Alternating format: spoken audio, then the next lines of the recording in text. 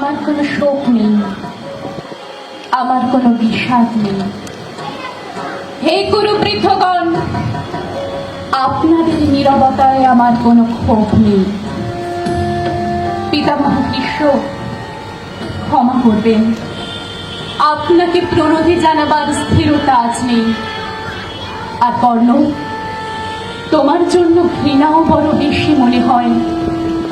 আর হে আমার পঞ্চস্বামী, আর যাবর্ত বিজয়ী বীর শ্রেষ্ঠ অর্জুন, শক্তিমান ভীম, নকুল সহদেব, আর আপনি ধর্মপুত্র, আপনারা আমার কৃতজ্ঞ অভিবাদন গ্রহণ করুন।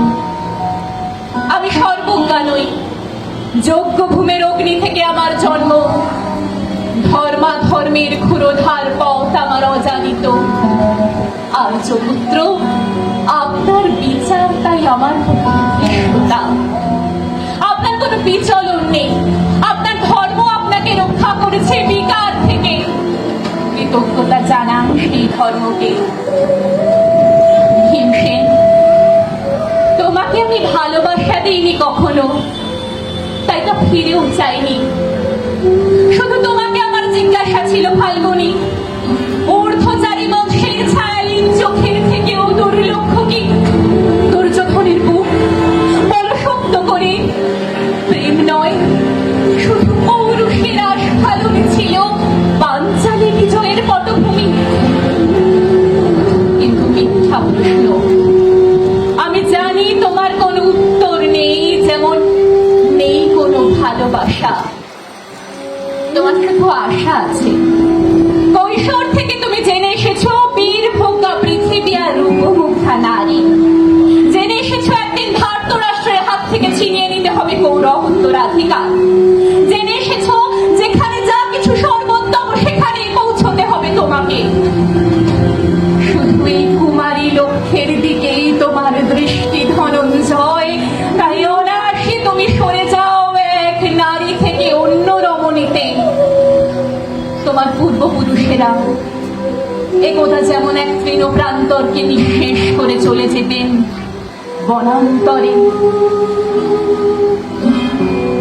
এই দ্রুত সভায় দাঁড়িয়ে আমাকে জানতে হলো নারী শুধু কয়েক প্রহরের বিলাস সঙ্গিনী। মণিময় হার, শত সহস্র তরুণ দাসী, দন্ত মাতঙ্গ, গন্ধর্ব প্রেরিত অশ্বজুন, আর আমি পাণ্ড্যপুত্র বধূ। এক পংক্তিতে দাঁড়িয়ে আমরা সবাই অপেক্ষায়। পিতৃগৃহে যেমন দেখেছিলাম আখিরিনীরা দূর গ্রাম থেকে নিয়ে আসে তাদের পসরা, আর তার উপর ঝুঁকে পড়ে লক্ষ ক্রেতার দল আমাদের ব্যবহার করার জন্য তেমনি উন্মুখ হয়ে আছে যারা আমার পতির আত্মীয়। আর আমাকে আমাদের বিলিয়ে দিচ্ছেন যারা, তারা আমার পঞ্চস্বামী, বিবাহের মঙ্গলসূত্র হাতে বেঁধে যারা একদিন আমার উপর নিয়ম সিদ্ধ করেছিলেন তাদের অধিকার। না, শুধু এই রত্নমণ্ডিত সভাগৃহেই নয়, আরো আগে আমাকে জানতে হয়েছিল আমার কোনো বাসনা নেই, নেই কোনো নিজস্ব ইচ্ছা। অর্জুন, প্রথম দেখার মুহূর্তে আমার হৃদয় দিয়েছিলাম তোমাকে, অথচ আমার শরীরকে প্রথম আলিঙ্গন করলেন ওই মহাভাগ যার খ্যাতি ধর্মপুত্র বলে। ইন্দ্রপ্রস্থের সৌধ শিখরে যখন আছড়ে পড়তো নববর্ষার জলধারা, যখন আমার কামনা ছুঁতে চাইতো তোমাকে, আমার অনুৎসুক দেহকে তখন আকর্ষণ করতো অন্য কেউ, যে আমার স্বামী। বসন্ত রজনীতে কিংসুকের প্রমত্ত উল্লাস মুহূর্তে তোমার ব্যাকুল বাহু টেনে নিত আমাকে নয়, অন্য কোন যুবতীকে।